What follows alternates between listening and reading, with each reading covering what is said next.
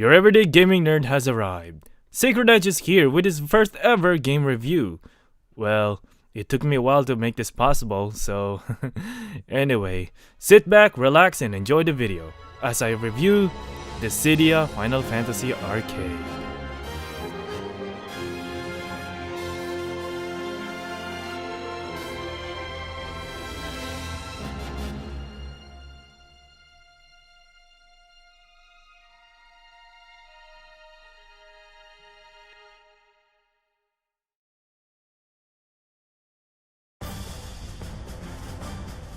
We have played the original game from the PlayStation Portable known as the Dissidia Final Fantasy, with a weird combination of genre that everyone will not familiar.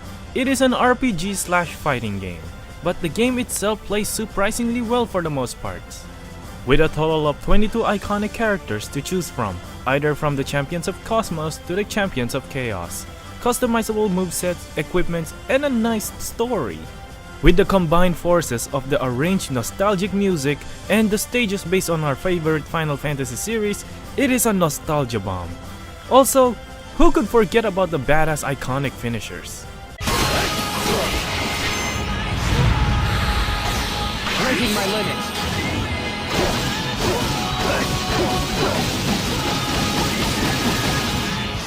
This is it. The original story is pretty much your average Final Fantasy story. Heroes and villains of all Final Fantasy series got stuck to a never-ending conflict. The battle between good and evil in one epic battle, with one goal. They must get the crystals of the respective Final Fantasy characters, just like the original Final Fantasy story. Several years after, the sequel got released known as Dissidia Duodecim 012. Now with 8 new characters with a total of 30 playable characters. The overworld map got revamped greatly compared to a character chess piece in a chessboard map that the original Dissidia Final Fantasy has.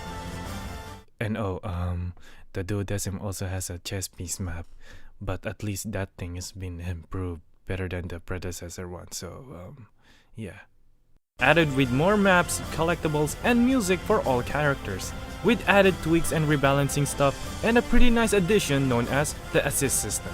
And Aerith is a special assist character that can only be obtained if you own a demo of the Dissidia Duodecim known as Dissidia Duodecim Prologus. Or, you can always buy the DLC via PlayStation Network in PSP.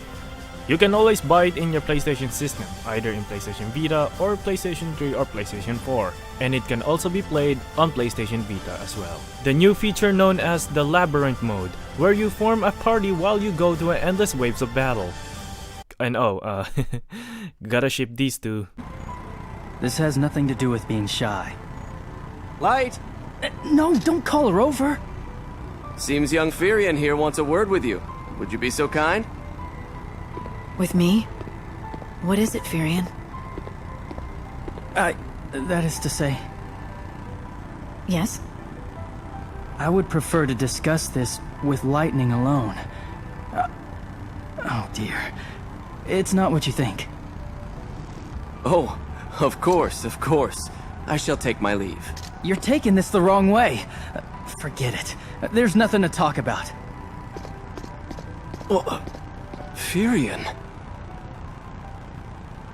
Oh, Cecil. Cecil freaking Harvey. Just because you're the only Final Fantasy character that gets laid, doesn't mean that you have to act like a total dick toward Firion. Oh my god. And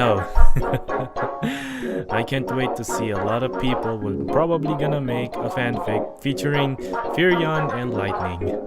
Oh my god. I can't wait. With the next gen gaming is on horizon, we could wish that we could see another Dissidia Final Fantasy game. And that day has come. This game is known as Dissidia Final Fantasy. Sadly, this game is only released for the arcade, but the worst of it, it's only in Japan. But it's a good thing that I managed to get my hands on this game in my local arcade, which is amazing. It is one of the most awaited and the most requested game for the next generation consoles. And I wish that been released for the Vita as well, so I guess. As I play the game, this game shows a lot of promises, a potential of an awesome game. Well, because it is from Square-Enix, isn't it? Right? The menu is simple and also straightforward. And it can also be touchscreen. And that's pretty much all I can say. The menu has some modes: solo mode, party mode, and mission mode. And it has option, tutorial, and it has a customization mode. The game itself plays just like its predecessor, but with 3 vs 3 modes. 3 vs 3 battle is actually a pretty nice feature in this game. However, Dissidia feels like a game known as J-Star Victory Versus, based on its 3 kill win mechanics.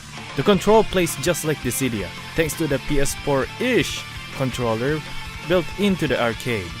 I'll show you the controls in the screen alongside with the PSP version, just for an idea of the improvement of the game. The graphics. Holy balls. Holy balls. The graphics is simply amazing. 1080p buttery smooth 60 frames per second. Amazing details, and most of the characters can actually get battle damages as well, such as their face or their clothes, most of it. Sometimes they can get their clothes torn up a bit. Real next-gen quality right here. I know a lot of people probably gonna say, hey, that doesn't look 60 frames per second in my perspective. Well, to tell you the truth, you're gonna have to see it for yourself. If there's an arcade in your country, well, as of now, you're just gonna have to go to Japan and see it for yourself. The summons is pretty badass. Compared to its predecessor that has one screen cameo that gives only effects to the summoner. However, the summon itself only has 5 of them. 5 summons only. No others, just 5. Such as Ifrit, Shiva, Ramu, Odin, and Leviathan. Since the summon has been revamped compared to its predecessor, the summon actually helps you during the battle, just like in the original Final Fantasy. However, the only thing you do is you have to press the crystal button. If the summon gauge has been completely charged, press and hold the crystal button. Once the gauge has been fully charged, you can successfully summon the summoning creature. Just like the original series, the summon actually helps you during the battle. The music itself is just like what you expect for a Final Fantasy game. It's amazing. Amazing. It's amazing. No question about it. End of questions. However, the game has some flaws. The RPG system that the predecessor had has been removed. However, it also has a level up system. You can unlock more skills by leveling up your characters. The customization. The customization is very limited comparing to the predecessor, which you can customize all of your moveset, skills, or anything else. But here, you can only change your HP attack and 2 of the EX skills. Most of the characters' EX mode has been changed as well. Like for instance, Warrior of Light, instead of turning into an advanced class, he just glows. While Squall, instead of using his Leonhardt, he's just using Draw. But for the likes of Terra, she can still become an Esper, so does the Dance Trance, and Onion Knight's Ninja class. Also, the support system has been completely removed. Wow, what a bummer. The action button where you ride in the rails is completely gone. But you can still run on walls. It's always a fun thing, as long as you press the dash button. Yeah. Also, the EX finisher is also removed. Wow. Probably because of the balancing issue for the arcade. It could be a pretty much overkill if that happens. Maybe we could get that in the future. For the PlayStation 4 release, that is. The moveset is fixed. It cannot be customized whatsoever.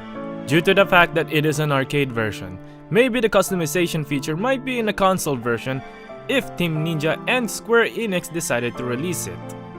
The console version, that is. And the last one, no 1 vs 1 mode. Every single match is the 3 vs 3 mode. If you ever team up with a bunch of noob players, you are totally screwed. Anyway, didn't I mention that there's no story here as well? You heard it right, there's no story mode as well. Well, due to the fact that it is an arcade version, that is.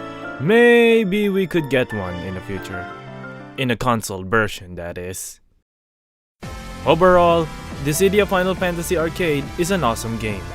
The game may have a missing feature, but it's acceptable in my perspective, due to the fact that it is an arcade version. Maybe we could get more in the future, via game update that is. I just hope that in the future people outside Japan could experience playing the game, in their local arcade or at least a console version of it. Until that day comes, Dissidia Final Fantasy Arcade gets an 8 out of 10.